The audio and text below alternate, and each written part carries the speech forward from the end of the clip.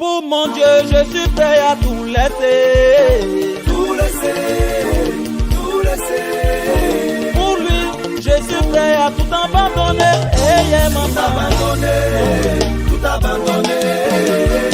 La haine et la colère, Tout laisser, le mensonge, tout laisser, jalousie, moquerie, tout laisser, marcher avec lui. les forces pratiques, Tout laisser, la force des rières, tout laisser, haïr son prochain et tout laisser, marcher avec lui. dans n'importe quelle situation, Dieu laissera savoir où prier et Yahweh. Bonjour, bonsoir à tout le monde, à tous les enfants de Dieu, à toute créature de l'Éternel. Depuis votre position, recevez les salutations les plus sincères du chantre Lasme Auguste. Sans copine en yo, écoutez Jésus. Sans copine en yo, écoutez Jésus. Seul Jésus que nous devons écouter. Alors, je suis venu faire cette vidéo pour vous rendre mon témoignage. Mais bien avant ça, je me présente. Je suis M. Niaï Lasme Augustin Saturnin et je suis originaire de la Côte d'Ivoire, plus précisément au sud de la Côte d'Ivoire, disons à Dabou. Et je suis aussi chanteur de l'Éternel et je fais du Yusumba Madenga Gospel. Je suis venu faire cette vidéo pour rendre mon témoignage. Et ce témoignage, c'est pour toucher l'âme de quelqu'un. C'est pour que ce témoignage puisse sauver la vie de quelqu'un. C'est pour que ce témoignage puisse libérer quelqu'un. C'est pour cela que je demande à tout le monde de partager ce témoignage, afin que ce témoignage puisse parcourir le monde entier pour gagner des âmes à Christ. Gagner seulement des âmes à Christ. C'est l'objectif de ce témoignage. Donc je compte sur toi qui regarde cette vidéo et qui écoute cette vidéo. Merci pour votre participation. Et j'ai intitulé ce témoignage comme titre, comme thème, des ténèbres à la lumière. Des ténèbres à la lumière. Pourquoi des ténèbres à la lumière? Je vous explique. C'était dans les années 2004-2005. J'habitais dans une commune appelée Atekoubé, une commune de la Côte d'Ivoire. Et dans cette commune, il y a des sous-quartiers qu'on appelle plusieurs sous-quartiers. Et le quartier où j'habitais précisément s'appelle Mosikro. Et Mosikro est un quartier aussi, donc à l'intérieur il y a encore des quartiers. Donc on peut appeler le quartier là où j'étais précisément Santé 3. Et c'est là que j'habitais. Et dans ce quartier, c'était un jour, j'étais de passage et j'ai croisé un monsieur, un homme du nom de Soro, qui m'approche et il me dit « Bonjour mon frère », je lui dis « Bonjour ». Et il me dit « Est-ce que tu sais que Dieu t'aime ?» Je lui dis « Oui, je sais que Dieu m'aime ». Et il me dit « Est-ce que tu sais que Dieu a choisi ce moment-là pour te rendre riche ?» Je dis « Là, je n'en sais rien ». Et c'est comme ça qu'il me dit, il me donne rendez-vous chez lui. Et lorsqu'il me donnait le rendez-vous, il m'a fait croire, il m'a fait savoir que les génies que Dieu a mis à ma disposition pour me surveiller ont décidé de me rendre riche. Donc, étant dans la souffrance, étant dans les difficultés avec des parents, moi j'étais assoiffé et je voulais coûte que coûte devenir riche dans ma vie. Donc pour cela, j'ai accepté son rendez-vous et je me suis rendu à son domicile. Le soir, j'arrive chez lui et je le trouve dans une maisonnette. Chez nous, en tant qu'Ivoiriens, on appelle ça baraque, les petites maisons faites en bois et des sachets noirs autour. Donc ce monsieur qui voulait me rendre riche habitait dans cette maison. Et c'est comme ça que j'arrive chez lui. Je n'ai même pas cherché à comprendre qui il est, comment il est, et pourquoi il vit dans cette maison. Mais tout ce que moi je regardais, c'était ma richesse. Tout simplement parce qu'il a prononcé que Dieu a décidé de te rendre riche. Donc les génies sont aussi prêts pour te rendre riche. Et à cause de cela, je me suis rendu chez lui. J'arrive dans sa maison. Dans un couloir quelque part, il y avait un drap blanc. Et derrière, il y avait en tout cas plein de choses. Des statues, plein de choses qui étaient là. Et le monsieur m'a dit, c'est là qu'il me fait comprendre, Soro me fait comprendre que les génies que Dieu a mis sur ma vie pour me protéger ont décidé de me rendre riche. Donc là, il suffit seulement, retenez bien, il suffit seulement de dire oui. Donc ça voudrait dire que c'est mon oui qu'il attendait pour pouvoir moi me rendre riche. Donc je lui ai dit automatiquement oui, qu'il n'y avait pas de souci parce que moi, je veux devenir riche. Et c'est comme ça que Soro a décidé de me rendre riche, selon lui. Et il m'a demandé d'aller chercher un billet de 10 000 plus un carton. Et moi, tellement étant assoiffé de devenir riche, je sors en courant et je vais chercher un gros carton. Je dis bien un gros carton. Et je vais chercher les billets de 10 000. Je cours rapidement et j'arrive chez Soro qui était un féticheur, rien qu'un féticheur. Arrivé chez lui, Soro dépose le carton et il prend le billet de 10 000 et il brûle le billet de 10 000. Devant moi, il allume le feu sur le billet de 10 000 et le billet de 10 000 a brûlé jusqu'à ce que ça devienne cendre. Et il a mis la cendre dans le carton. Il a fermé le carton et il a commencé à faire ses incantations. En faisant ses incantations, il m'a demandé de me prosterner. Et je me suis prosterné. Parce que je voulais forcément coûte que coûte devenir riche. Donc tout ce qu'il me disait, j'obéissais.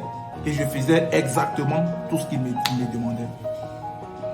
Et c'est comme ça que quelques minutes après ces incantations, il ouvre le carton et qu'est-ce que j'aperçois?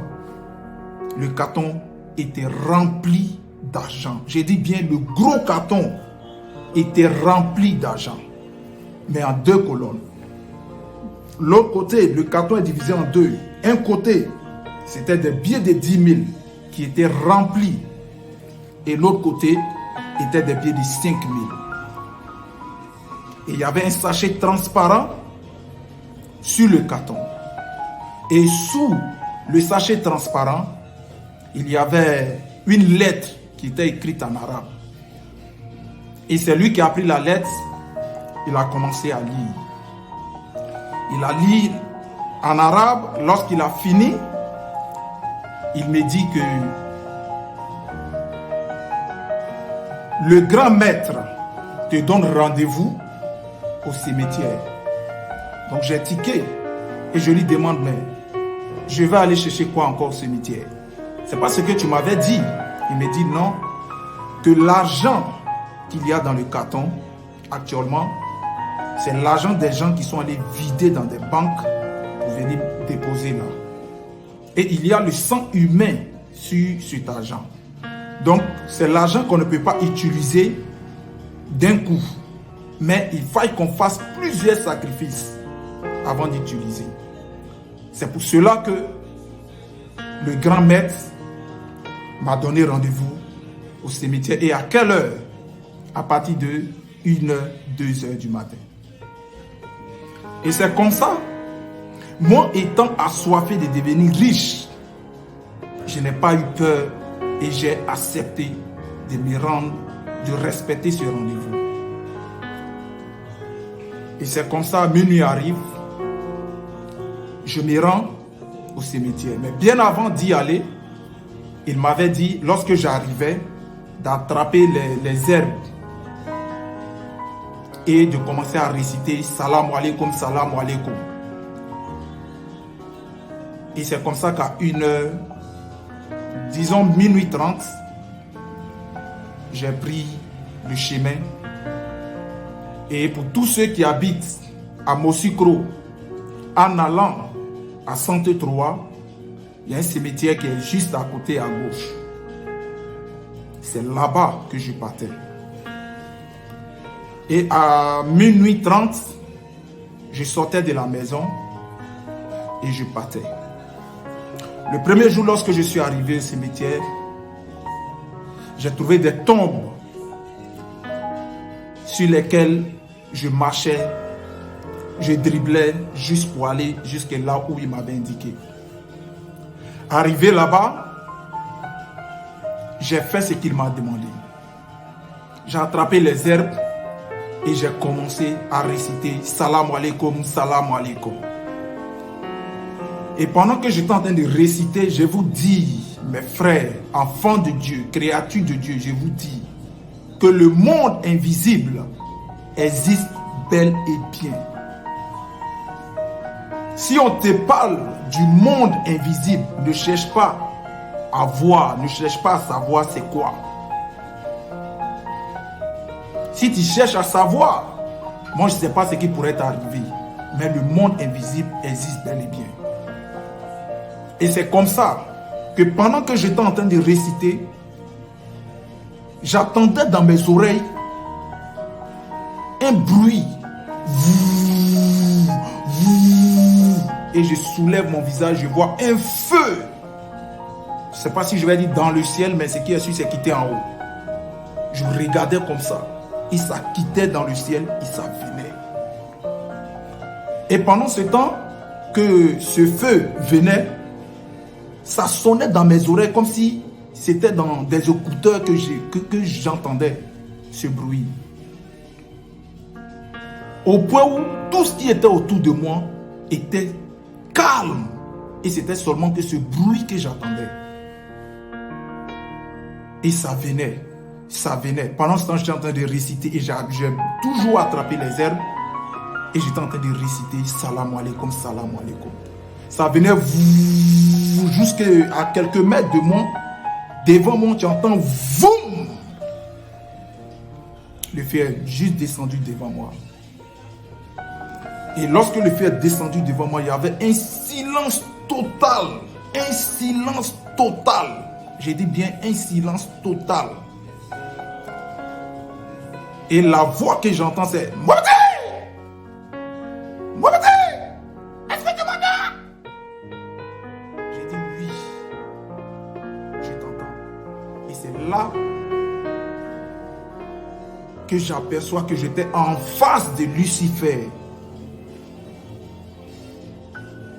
Et il a commencé à me parler. Mon frère, ma soeur, je te parle de quelque chose qui est réel. Ce n'est pas de la blague, ce n'est pas de l'amusement. Je te parle de cela pour que toi, tu puisses faire attention. Et lorsqu'il est descendu,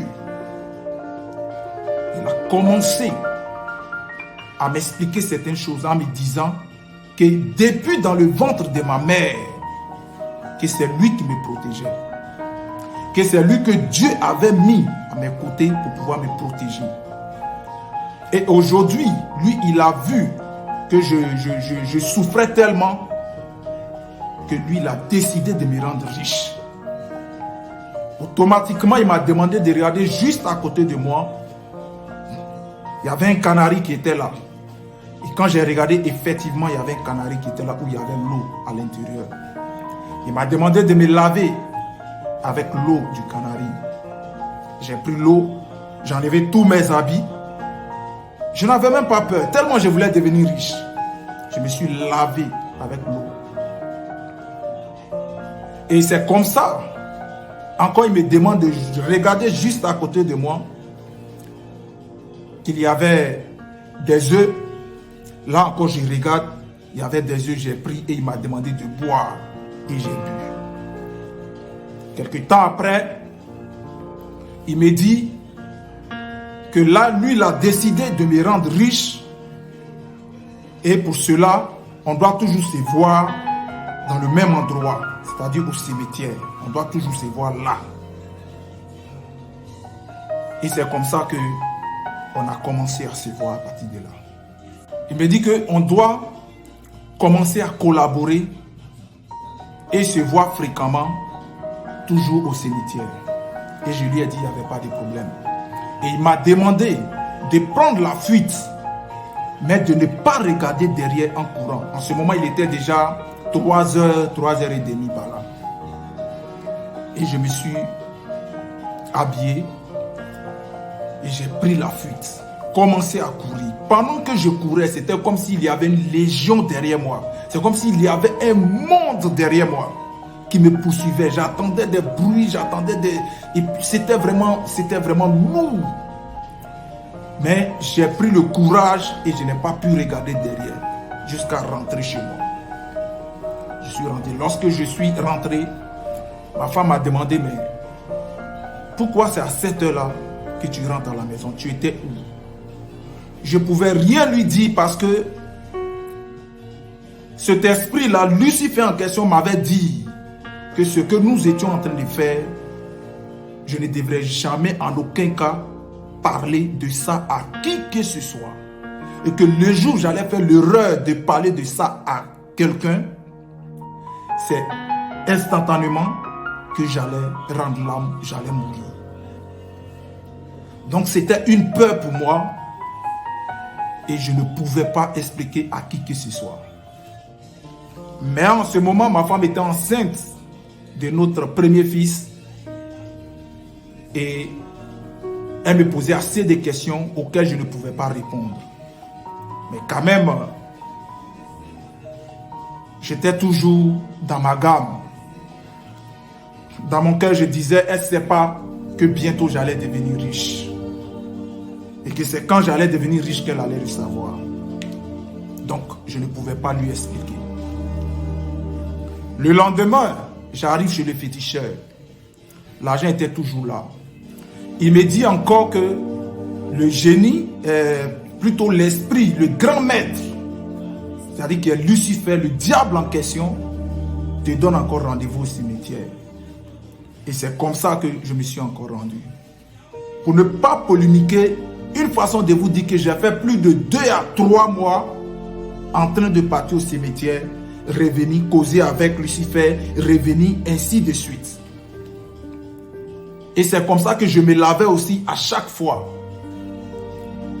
Et lorsque nous avons fini les 2 mois et les 3 mois, le féticheur m'a fait croire qu'on était presque à la fin. Le diable est un menteur. Frère, ma soeur, le diable est un menteur.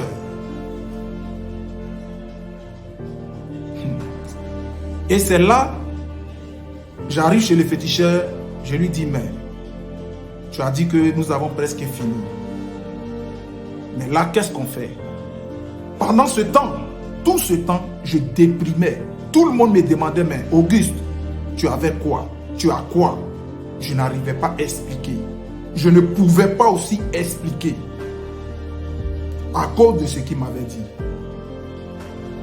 Donc j'avais peur de pouvoir expliquer pour ne pas mourir. Donc j'avais cette peur-là qui était en moi. Et c'est comme ça que le surlendemain, je me rends encore chez le féticheur et il me dit bon, que le grand maître lui a dit qu'on doit prendre l'argent dans l'argent là. Ça voudrait dire quoi? L'argent qui était dans le carton, on devait prendre dedans, lui devait prendre dedans pour aller payer un mouton pour faire des sacrifices. Et je vous assure qu'il a pris l'argent dans l'argent là et il est allé payer le mouton. Effectivement, j'ai vu le mouton où il a fait le sacrifice.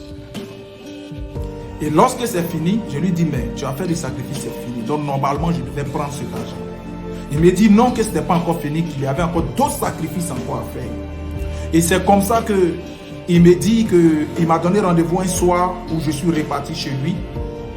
Et pendant ce temps, il avait déjà payé un canari, des balais, fil rouge, noir, et des œufs, je ne sais pas, c'est son domaine. Donc il a payé beaucoup de choses que moi je ne maîtrise pas.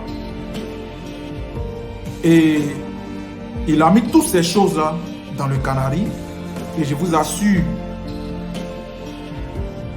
qu'à partir de 1h du matin, juste derrière sa maison, il y avait un espace qui était là, vide. Et il m'a appelé, nous sommes partis. Et il a déposé le Canari avec tous les éléments qu'il fallait. Et il a commencé à faire des incantations pendant que tout le monde dormait. Et je vous assure, comme si c'était un film, devant moi, le Canari où il n'y avait pas feu derrière, en bas, je vous assure que la fumée était en train de sortir dans le Canari. Et le Canari avait commencé à bouger, à tourner, à se lever devant moi. Et je voyais le Canari tourner avec la fumée jusqu'à ce que le Canari puisse disparaître devant nous. Et quand c'est fini, il m'a demandé qu'on puisse entrer chez lui. Nous sommes entrés et il m'a dit qu'il a fini aussi ce sacrifice qu'il est rentré. Je suis rentré, le lendemain il m'a donné rendez-vous, j'arrive chez lui et c'est là qu'il me dit que le grand maître Lucifer, le diable en question, m'a donné encore rendez-vous au cimetière. Que vu que nous avons fini, qu'il a un dernier mot à me dire. Et c'est comme ça que je me suis rendu au cimetière. Et j'arrive là à 1h. Toujours est-il qu'il vient de la même manière. Le feu, toujours en l'air, qui vient, qui descend avec la voix. Mon petit, est-ce que tu m'entends? Avec cette voix que la foule parler. Et là encore, il me fait comprendre que lui, il m'a rendu riche. Mais moi, Auguste, en retour, qu'est-ce que moi je lui donne? C'est là, moi, je ne comprenais plus rien. Et je lui ai dit, mais comment tu peux me demander qu'est-ce que moi je te donne? N'est-ce pas toi qui m'as dit que Dieu t'a demandé de me rendre riche, que tu es mon protecteur, que depuis dans le ventre de ma mère, c'est toi qui me protégeais et consort et tout et tout. Mais tu viens de me demander qu'est-ce que je te donne. Moi, je vais te donner quoi? Moi, je t'ai jamais promis quelque chose. Il me dit non. Donc finalement, moi, je lui ai dit, bon, ok, qu'est-ce que tu veux que moi je te donne? Et c'est comme ça, il me dit que moi, je lui ai envoyé un bébé, mais un nouveau-né. Bon, étant étonné et à la fois énervé, j'étais en train de lui dire, mais comment je peux t'apporter, je peux t'envoyer un bébé, et puis où je vais trouver un bébé pour t'envoyer, alors que toi et moi, on ne s'était pas dit ça dès le départ. Mais comment je vais faire pour t'envoyer un bébé? Moi, je n'ai pas de bébé à t'envoyer. C'est toi, tu m'as dit que tu allais me rendre riche. Donc moi, je ne peux pas t'envoyer. Ou bien parce que tu as vu que ma femme enceinte, qu'elle doit bientôt accoucher. Donc c'est pour cela que tu voudrais que t'emmènes mon enfant. Ça, seulement, je ne pourrai jamais. Et il s'est mis dans tous ces états. Donc moi, je lui ai dit, si tu veux, moi-même, tu me prends. Sinon, pour dire, moi, t'envoyer bébé. Non, c'est impossible. Mais là, il faut dire que là où j'étais plus en moi-même. Parce que j'ai vu que la dimension où étaient nos débats était une dimension où ça me dépassait totalement. Je ne pouvais rien comprendre de tout ce qui m'arrivait là. Mais j'étais obligé parce que je me suis déjà engagé. Donc j'étais obligé de converser avec lui, de me défendre.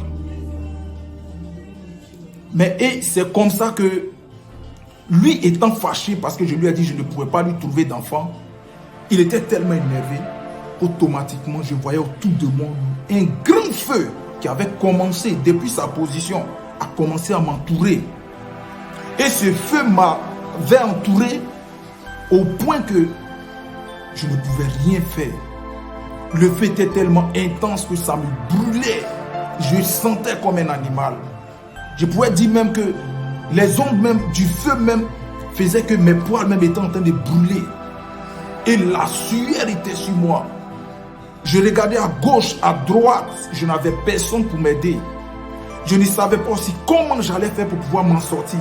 Là, lui et moi, il était le seul maître qui décidait en ce moment là où nous étions en ce moment. Donc c'était compliqué. Et là, je me suis dit que pour moi, il était fini. pour moi, était fini. Et donc, je n'avais plus espoir. Quelques minutes après, je vois le féticheur qui apparaît, Soro. Et moi, je me retourne, je lui demande, mais comment toi, tu as su que j'étais dans un danger? Comment toi, tu as su que j'avais un problème? Et puis, tu es arrivé. Il dit non, que l'heure n'est pas là pour ça. Qu'est-ce qui s'est passé? Et puis, le grand maître s'est fâché, que lui, il était là-bas, il a su ça. Il m'a dit, mais il faut lui demander. C'est lui qui me dit de lui envoyer bébé. Parce que moi, je lui ai demandé je lui ai dit que j'allais lui envoyer un bébé. Donc moi je ne pouvais pas, il m'a demandé de lui envoyer quoi, je lui ai dit non, que je ne savais pas, il n'a qu'à me dire, et lui il me dit de lui envoyer un bébé. C'est là le féticheur me dit, mais écoute, que pendant qu'il te demande qu'est-ce que tu pourrais lui envoyer, tu pourrais lui dire poulet, mouton, bœuf, ainsi de suite. Il ne faut jamais demander au grand maître, qu'est-ce que tu veux que je te donne? Parce que lui, il aime le sang humain. Moi, je lui ai dit, mais moi, je ne savais rien de tout ça. C'est toi et puis lui, vous m'avez mis dans tout ça. Donc, moi, je ne sais pas. Et il m'a dit de me calmer, qu'on n'a qu'à se prosterner. On s'est prosterné, il a fini de faire ses incantations. Quand il a fini, et c'est là que le feu a cessé. Et il me demande, il me dit, mais qu'est-ce que je pouvais maintenant lui donner? Parce qu'il fallait que je lui donne quelque chose obligatoirement. Donc, je lui ai dit, bon, que lui décide, il dit, bon, il faut lui envoyer poulet rouge et poulet noir. Et c'est comme ça que le lendemain, je suis allé chercher poulet rouge et poulet noir pour lui apporter.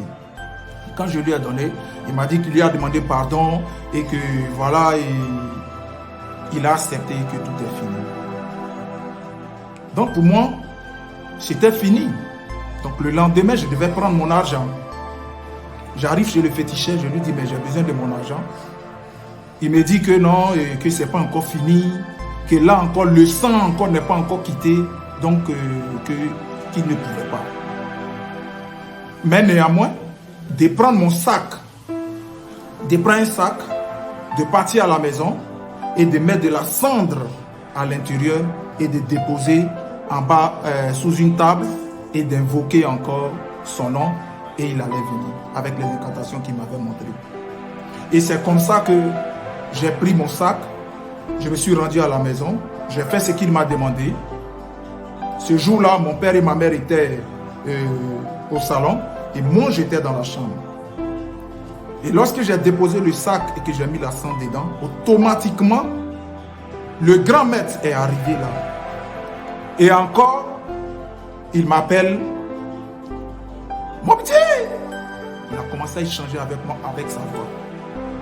Et c'est comme ça que mon père, même étant au salon, a entendu ses voix.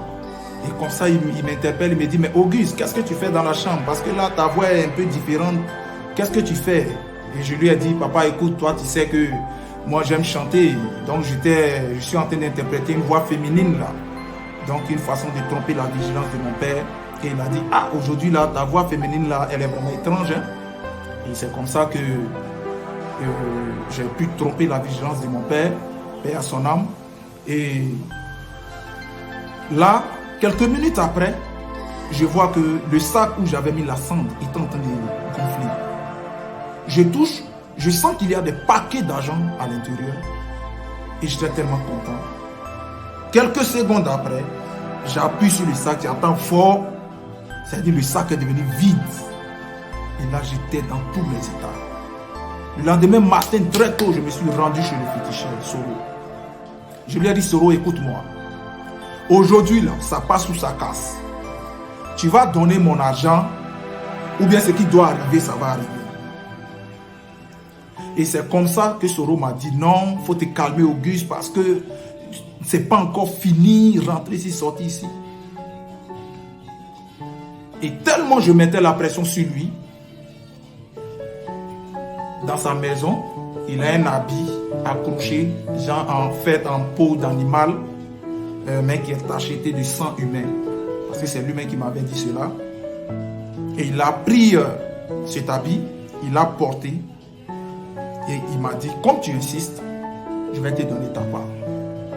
Et c'est comme ça que quand Soro a décidé de mettre la main sur pour toucher l'argent, je vous assure qu'il n'avait pas encore touché. Tu entends dans l'oreille de Soro, c'est soi-disant son grand maître qui l'avait giflé.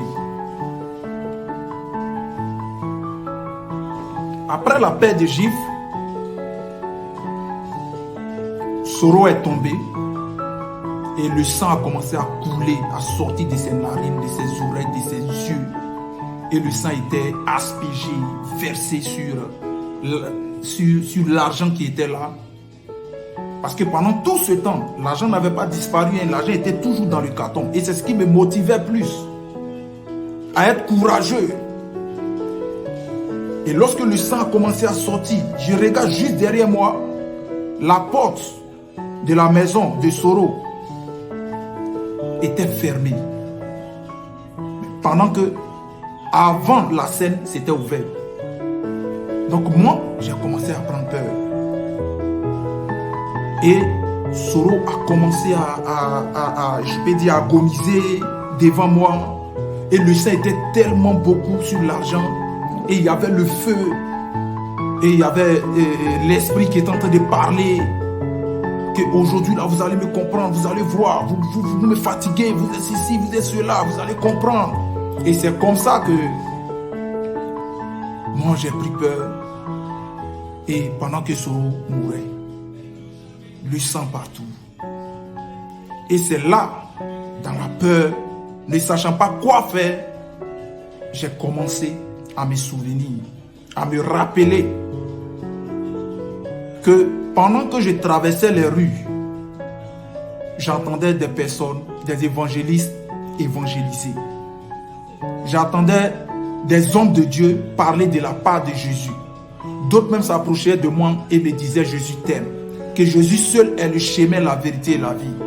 Que de lui donner ma vie et je serai sauvé. Et c'est pendant ce moment-là que toutes ces paroles-là remontaient dans mon esprit. Et j'ai commencé à couler des larmes. J'ai commencé à pleurer et à crier à Jésus. Malgré que je ne le connaissais pas, malgré que je ne l'avais pas accepté, j'ai commencé à crier à Jésus. Et j'ai dit: Seigneur Jésus, s'il te plaît, aide-moi. Je sais que là, je sais que tu es un Dieu vivant. Si tu m'as aidé, je vais te donner ma vie. Parce que j'étais dans le danger. Parce que là, j'étais coincé. Je ne savais pas vers qui je devais me retourner. Et là, j'ai fait face à Jésus-Christ de Nazareth. Et pendant que j'étais en train de prier, c'est là que j'aperçois que la porte qui était fermée s'est ouverte. Et je suis sorti en courant, tout étant troublé. Je suis sorti de la maison et je suis parti. Et lorsque je suis parti, je ne suis plus jamais revenu sur les lieux. Donc je n'avais, jusqu'au jour d'aujourd'hui, je ne sais pas si Soro vit ou pas. L'argent, je l'avais abandonné. Et tout. Et c'est là que j'ai vu que réellement le nom de Jésus est au-dessus de tout nom. Le nom de Jésus est au-dessus de toute puissance. Parce que lorsque j'étais dans des difficultés, j'étais en face de ce danger. C'est le nom de Jésus que j'ai proclamé, j'ai invoqué. Et c'est grâce à ce nom que la porte qui était fermée par Lucifer, par le diable, cette porte-là s'est ouverte. Et je suis rentré chez moi. Mais ce n'était pas encore fini. Parce que malgré que j'avais invoqué Jésus-Christ et Jésus-Christ m'a sauvé de ce fléau-là, il y avait quelque chose de plus important que je ne pouvais pas encore m'en passer. C'était quoi? Parce qu'il m'avait dit au départ que le jour que tu expliqueras de ce fait à quelqu'un, tu mourras instantanément. Donc, c'était aussi un problème pour moi. Et je vous assure que j'ai enduré ce problème. J'ai vraiment traîné ce problème parce que j'avais peur. Je ne pouvais ni parler à mes amis, ni parler à ma femme, ni parler à qui que ce soit. Et c'était un secret personnel pour moi. Pendant ce temps, j'étais en train de fréquenter des églises et autres. Mais je ne pouvais jamais expliquer cela. Par moments, j'avais des entretiens même avec certains pasteurs. Mais je ne pouvais jamais expliquer cela à qui que ce soit. Parce que je me disais que le jour où j'allais expliquer, j'allais mourir. Et c'est comme ça que j'ai décidé un 31 décembre de me rendre dans une église. Et c'était l'église de la Révélation qui est située juste à Angré. Donc le prophète est Jean-Renaud Anobian et le fondateur, c'est-à-dire l'apôtre, j'oublie un peu son nom, mais on a toujours l'habitude de l'appeler Papa Yimplé, Papa Yimplé, et c'est le nom que j'ai retenu. Et c'est là que j'ai décidé de rendre ce témoignage. Et qu'est-ce que je fais? Je rends ce témoignage, j'ai décidé qu'à partir de 23h30, commencer à rendre ce témoignage. Parce que lorsqu'il est minuit pour entrer au 1er janvier du nouvel an, alors si je rends mon témoignage et que j'entre dans le nouvel an, alors en ce moment, c'est que le diable est un menteur. Mais si réellement il est puissant et que sa parole allait demeurer, c'est que en rendant mon témoignage avant minuit pour qu'on puisse entrer dans le nouvel an, alors je n'allais pas pouvoir entrer dans ce nouvel an et j'allais mourir. Donc c'était ça qui était le combat intérieur à moi pendant que j'étais en train de rendre ce témoignage. Et quand j'ai commencé à rendre ce témoignage jusqu'à ce que minuit arrive et qu'on commence à crier de partout, sauter de partout de joie, c'est là que j'ai compris que le diable est un menteur. Le diable est un menteur. Et c'est pour cela que tout de suite j'ai compris que pendant tout ce temps, Jésus-Christ de Nazareth était avec moi. Il était avec moi, raison pour laquelle le diable, l'ennemi, Lucifer n'a pas pu m'atteindre, il n'a pas pu me toucher. Parce que la Bible déclare qu'il vient pour voler, pour dérober, pour égorger, tuer. C'est-à-dire quoi? Lucifer n'a pas de sentiments pour nous, ni le diable n'a pas de sentiments pour nous. Mais s'il n'a pas pu faire quelque chose, c'est parce que d'une part, Jésus-Christ était avec moi et Jésus-Christ l'a empêché par tous les moyens de pouvoir m'atteindre. Et c'est la seule chose que j'ai compris. Et c'est là que j'ai été sauvé. Donc toi qui m'écoutes en ce moment, je vais te dire qu'il y a plein de personnes qui fréquentent des églises, qui sont même chantres à l'église, qui sont même peut-être pasteurs, qui sont même peut-être des évangélistes, mais qui ont signé des pactes avec le diable, avec Lucifer. Mais à cause de simplement parce que Lucifer ou le diable leur a dit, ou le génie ou l'esprit leur a dit, que le jour où tu vas te tromper pour dévoiler cela, tu mourras. À cause de cela, ces personnes sont condamnées et ne peuvent pas. Nous avons aussi nos frères qui aiment faire des boulots en associant des féticheurs, des marabouts, pour pouvoir avoir la gloire, pour pouvoir avoir de l'argent. Et pour cela, ces personnes à la fin veulent quitter, veulent abandonner. Mais à cause des conditions que cet esprit ou le diable leur avait donné, pour eux s'ils laissaient, ils allaient peut-être perdre la vie. Laisse-moi te dire que Jésus-Christ est au-dessus de tout. Crois seulement en Jésus et rien ne pourra t'arriver. Accepte-le comme ton Seigneur et ton Sauveur personnel. Et rien ne pourra t'arriver, mon frère, ma soeur. Parce que moi qui suis en train de te parler en ce moment, j'ai vécu. J'ai causé avec Lucifer, Fafa. J'ai causé avec le diable, Fafa.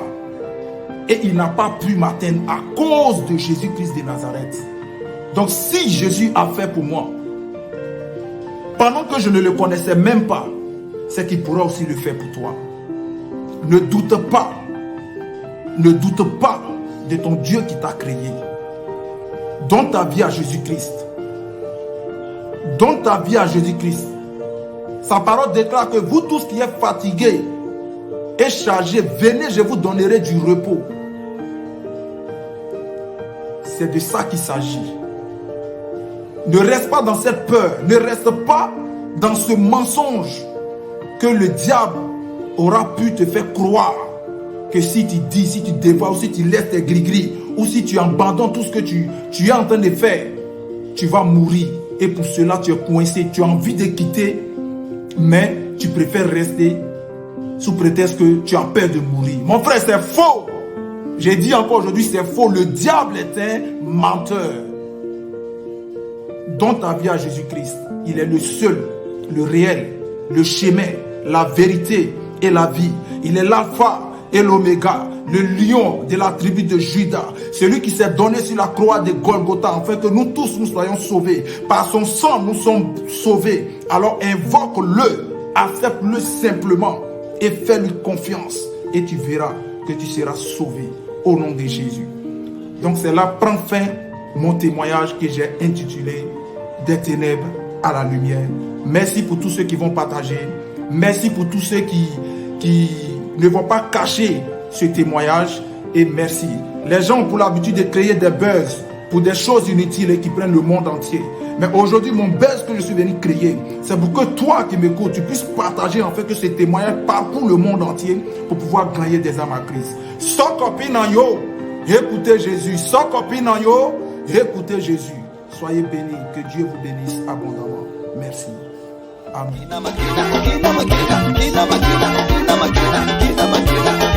Yahweh, oh Yahweh, oh Yesu elongana na Yesu elongana na Yesu libana na Yesu baba na atana basi anakobanga te atana basi anakobanga te